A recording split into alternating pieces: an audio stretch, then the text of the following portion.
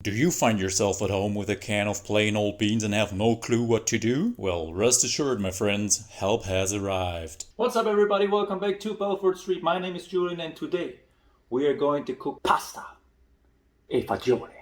Pasta e fagioli assumably comes from the so-called cucina povera, which means the poor man's kitchen. It includes very humble ingredients such as carrots, good old onions, a bit of garlic, some celery, a bit of pancetta or bacon, borlotti beans, kale, Swiss chard, cabbage if you want. We are also going to include a little bit of this leftover Parmesan rind, which do not throw away. This is a perfect ingredient. You can just throw it into a sauce, let it simmer a little bit, and this will give the most delicious flavor ever. There are basically two versions of this dish. One is more like a tomato-based version, and the other one is more a white sauce version. Today we are going to make the white sauce-based version, so we're not going to use a whole lot of tomato sauce, just maybe some cherry tomatoes, that's it. Okay, now with that all said and done, I guess there's nothing else to do but make the sauce. So why don't you come along with me and let's go cook it.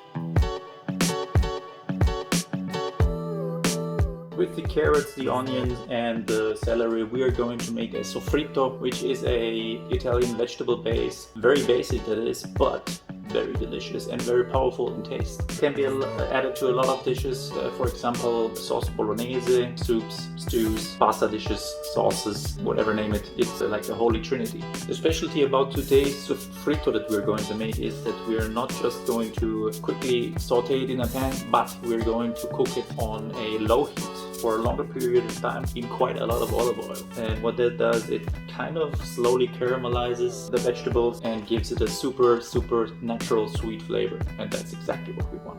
First up, we're going to prepare our vegetables for the sofrito. What you see me making here in this video is probably enough for 4 to 6 portions.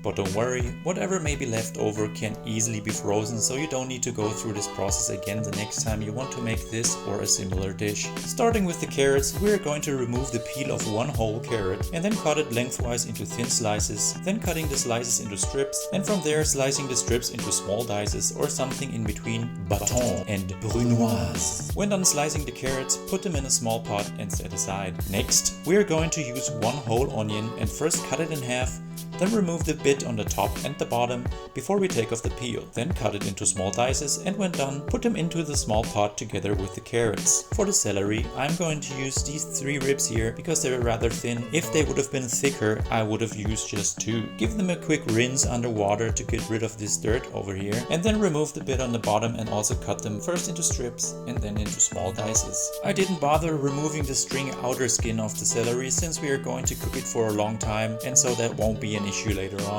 When done slicing, put the celery in the pot together with the carrots and the onion dices. Put the pot on low heat and then pour in some olive oil. We will add about 250 to 300 milliliters of oil here, which at first glance might seem a lot, but don't worry, when done we are going to drain most of the oil off. The oil can then be used again for other purposes, so nothing gets lost and nothing gets wasted. Let the vegetables simmer in the oil on low heat while giving them a good stir from time to time. While the sofrito is slowly bubbling away, we can prepare the rest of the ingredients for our sauce. First up, take the pancetta or bacon, about 1 strip per person is good, and slice it finely, then put in a small bowl and set aside. We're also going to use a couple of cherry tomatoes to add a bit of acidity and color into the dish. I first cut them in half, but then later on decided to cut them one more time into quarters. Also put them into a bowl and set aside. Give the kale a good wash and then cut off the bottom stalks. What you can see here is quite young baby kale, so if you happen to have more mature kale at your disposal, you might want to consider taking off all of the stalk, as it can be quite tough and stringy. Just roughly cut the leaves and put in a bowl.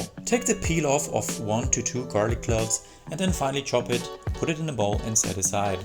For the beans, since I'm only cooking for myself, I'm only going to use half the can. Both beans and the liquid can be used as it's going to help to thicken our sauce. After about 30 to 45 minutes, or when they have turned soft and translucent with a bit of caramelized color, take the pot off the heat and then drain the sofrito with a sieve while catching the drained off oil in a bowl beneath. Put a pan on medium heat and pour in some of that reserved sofrito oil, then add the bacon and fry while stirring. After that, add the cherry tomatoes, fry them for a little while and then stir in the chopped garlic. Next up, add the beans together with the liquid, followed by about 2 to 3 tablespoons of the sofrito per person that you're cooking for. Give it a good stir and then season with salt and black pepper. Now, pour in some chicken or vegetable stock and bring to a simmer. I used about 500 milliliters here, but ended up adding more later as the sauce was cooking. Also, it is now time to add our parmesan rind. When it is simmering, take a few ladles of the sauce out of the pan and put them into a container like this. We want to puree this up in order to give more body to our sauce. So into the blender it goes and give it a few pulses until it is pureed smoothly. You could also just use a hand immersion blender to do this job. When done, set aside for later. Today, we're not going to cook our pasta in a pot of boiling salted water, but we're going to cook it directly in the pan together with our sauce. This is a great thing since we only need to use one pot and the pasta will soak up all the goodness of the sauce while cooking. For the pasta, I used pipe rigate, which is this small tubular snail-like shape that is roughly the same size as our beans. Pour the pasta into the sauce and add more stock if needed. Bring the whole thing up to a boil and cook the pasta according to packet instructions. That being said, in my case I needed to cook it a few minutes longer than instructed on the packaging, as I guess it takes a bit more time if you cook the pasta directly in your saucepan. So just check it from time to time until you reach your desired doneness. Also, keep checking the seasoning as you want to adjust it as we go along in the cooking process. As the sauce was quite sweet, I decided to balance it out with a bit of this fine white wine vinegar or vinaigre de vin blanc. A little trick that I commonly use when cooking hearty bean or lentil stews. When the pasta is almost done, it's time to add our puree, and when stirred in, we can also add the kale leaves. Give them a good stir and cook for a minute or so before adding some Parmesan cheese. Check one more last time for seasoning and then it's done. Spoon the pasta onto a plate, sprinkle with a little bit more of Parmigiano Reggiano, and then it's time to enjoy. Andiamo mangiare. Well, this is it, guys. Here we have it. Pasta e fagioli. It smells amazing, it looks amazing, and I'm going to try if it also tastes amazing. Let's give it a try.